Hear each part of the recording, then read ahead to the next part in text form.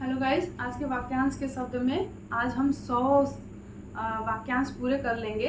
तो जो R O A R O का टॉपिक है या पी सी एस से रिलेटेड टॉपिक है तो उसमें आप देखेंगे कि लगभग आर ओ की स्पेशली बात करेंगे तो 10 टॉपिक है और सबसे 10-10 प्रश्न बनेंगे।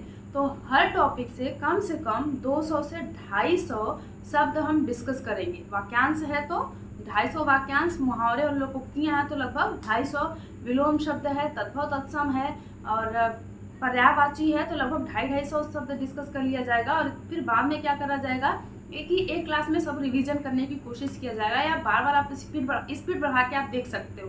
ठीक है, तो इससे क्या होगा कि हमारे हिंदी वाले सेक्शन से लगभग हम ये कोशिश करेंगे कि 100 में से 55 प्रश्न पा लें।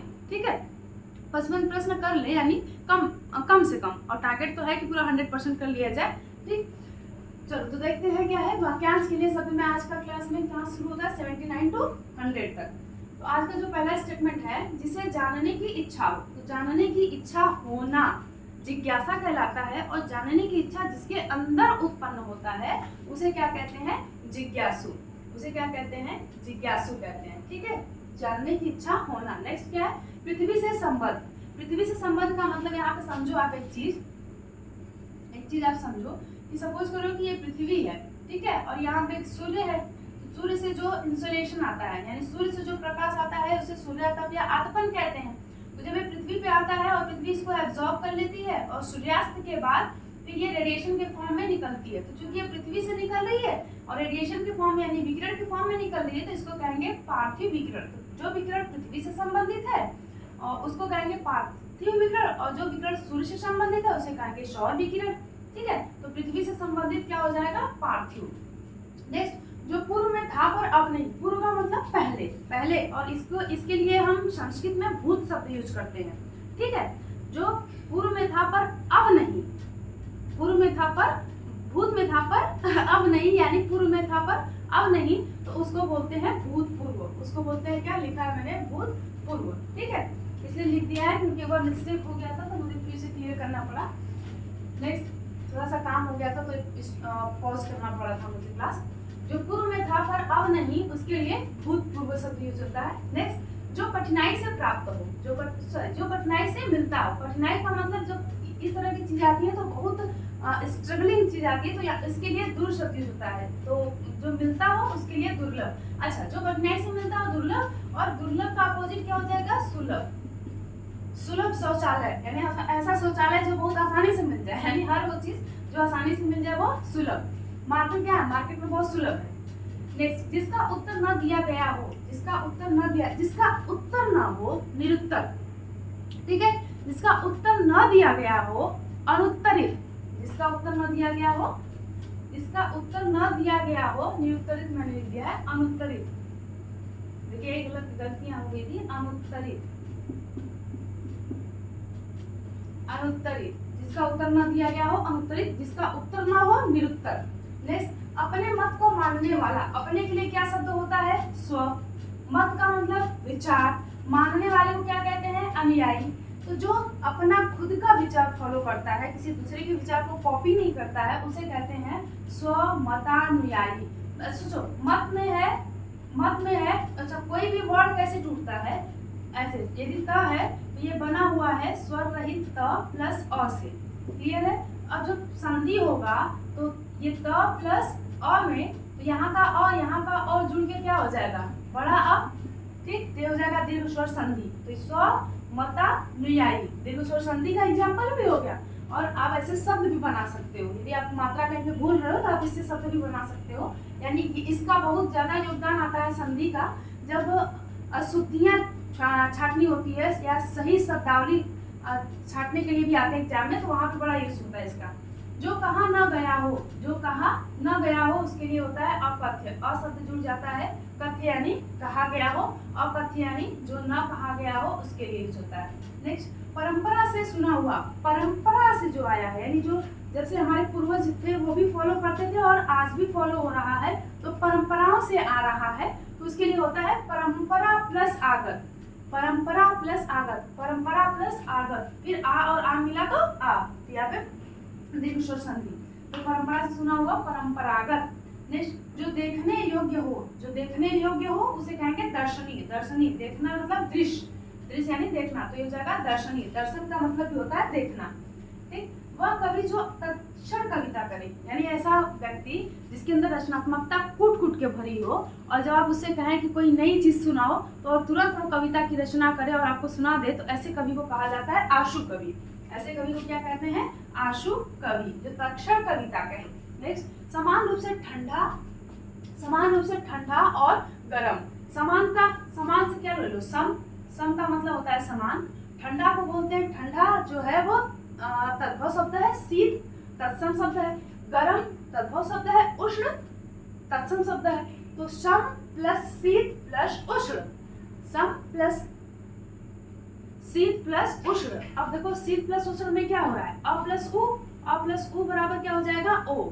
तो क्या हो जाएगा ये? समशीतोष्ण। समशीतोष्ण यानी जो समान रूप से ठंडा और गर्म हो। नेक्स्ट कही हुई बात को बार बार कहना, यानी जो बात पहले से पुष्ट हो चुकी है, जिसको पहले से सहमति मिल चुकी है, जिसको पहले से सुना जा चुका है, उस बार को बार बार, उसी बात को बार बार प्रेषित करना, बार बार प्रेषित करना। तो इसके लिए यूज होता है, जिस बात कही हुई बात को बार बार करना, उसके लिए यूज होता है पुष्ट प्रेषण, यानी पुष्टि हुआ है, जो अप्रेषण यानी आगे की तरफ जाना। जो छाती के बल गमन करता हो, गमन आया है गम से, गम का मतलब होता है जाना, संस्कृत शब्द है, और छाती को उर भी कहते हैं। तो ये हो जाएगा जो छाती के बल गमन करता हो, उर प्लस ग का मतलब गम धातु से आया है, तो चलना। जिस समय बड़ी मुश्किल से भिक्षा मिलती हो, बड़ी मुश्किल से, यानी कि यहाँ पे जब मुश्किल की बात आती है तो दूर शब्द लगा देते हैं, दूर स्वरहित रह जाता है यहाँ पे, तो यहाँ पे दूर।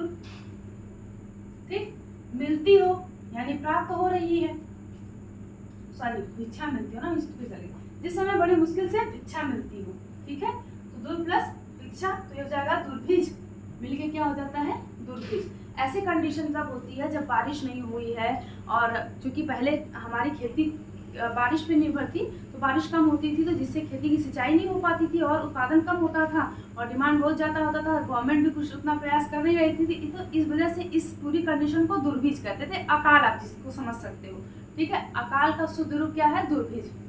दुर्भिज तत्सम शब्द है। तो दुर्भिज के समय भिक्षा बहुत मुश्किल होती थी। जैन धर्म में पूरा दुर्भिज की वजह से ही विभाजन हो गया। जैन श्वेतांबर और दिगंबर, कुछ लोग साउथ में चले गए थे दुर्भिज की वजह से, नॉर्थ को छोड़ के, फिर वापस आए तो विचारों में मतभेद हो गए, तो फिर दिगंबर और श्वेतांबर समुदाय आया, तो वही है दुर्भिज, वही सब। किसी के पास रखी गई दूसरे की वस्तु, जो आपके पास गोल्ड होता है और आप बिजनेस स्टार्टअप करना चाहते हो, तो आप जाओगे सुनार के पास, तो सुनार को पूरा अपना सोना दोगे, अपनी बीवी का या अपनी माँ का, जिसका भी, अपनी बहन का, तो बदले में कुछ पैसा लेते हो, तो वो आपकी वस्तु किसी दूसरे के पास रखी हुई है, तो इसके लिए आप गिरवी शब्द तो बार बार यूज किए होंगे। तो जो किसी के पास रखी गई दूसरे की वस्तु क्या कहलाती है? गिरवी कहलाती है, ठीक है। बहुत सारे लोग पीने के लिए भी रख देते हैं। पीने का मतलब पानी नहीं है, पीने का मतलब है कि वो ड्रिंक, वो क्या बोलते हैं, अल्कोहल। जिस पर विश्वास किया गया हो, जिस पर विश्वास किया गया हो उसको कहते हैं विश्वस्त। विश्वस्त आदमी, विश्वस्त दोस्त, विश्वस्त परिवार, एक्सेट्रा एक्सेट्रा होता है। जो पहले कभी ना सुना गया हो, जो पहले कभी ना सुना गया हो, उसके लिए